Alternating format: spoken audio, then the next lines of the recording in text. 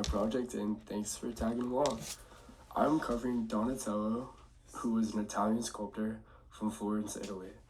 Donatello's lifelike and highly emotional works would place him as one of the most influential artists in the 15th century and would be one of the forefathers of the Renaissance. The first piece of work we are highlighting here is St. John the Evangelist. This is one of Donatello's earliest masterpieces and is displayed in the Duomo Cathedral in Florence. This sculpture is seen as an impressive step forward in the space, especially how it's related to how it is viewed from perspective.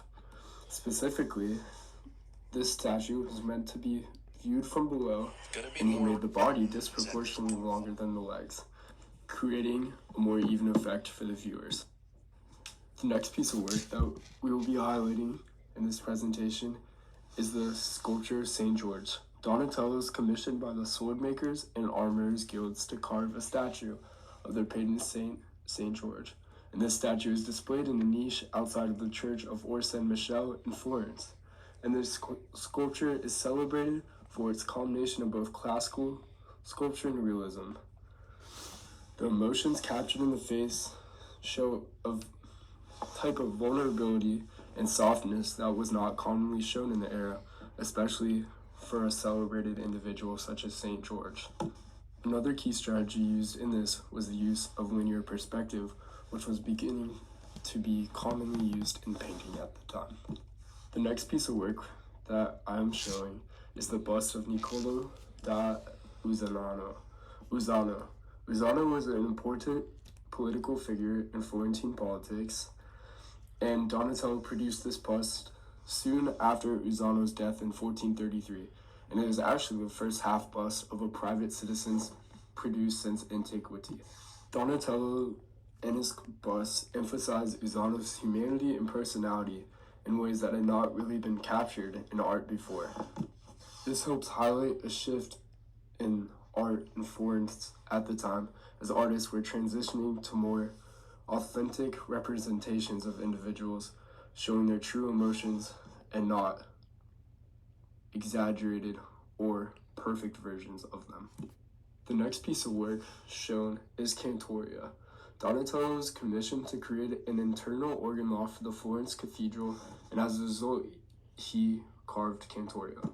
The work is a combination of tactics that Donatello had picked up to create this masterpiece, and it would be the last major commission he ever completed in marble. This would not stop him from going into painstaking detail, however.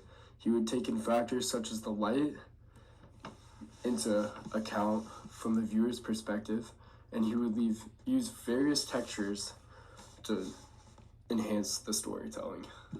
The next piece of art shown is David. David is one of Donatello's most iconic pieces of work. It would challenge traditional norms both in the story of David and in the techniques used to create sculptures of him. The result of this hard work is an extremely detailed depiction and one that spells out its story in a very impactful way. Instead of being shown as a powerful man, such as normal, he's presented as a young, nude boy wearing an unusual hat that more accurately describes the story. This was also the first freestanding male nude sculpture produced since antiquity, which was controversial for a non-pagan biblical figure. Him being freestanding helped enhance his humanness, though. He seems able to move in the world as contrapposto, which is the pose that he is in, causes. You can picture this figure being around us in daily life. One of his last masterpieces would be the depiction of Magdalene penitent, and this would be one of his most emotionally moving works. The realism and emotion expressed goes to depths that had not really been captured in this medium before. Again, he challenges common stories and perceptions and shows Mary Magdalene as an old, starving woman rather than the common, young and beautiful, nude woman. Donatello goes to great depths to express this story as we see Mary Magdalene wasting away, and we see the sheer pain that she has gone throughout this story as she is wandering through the desert.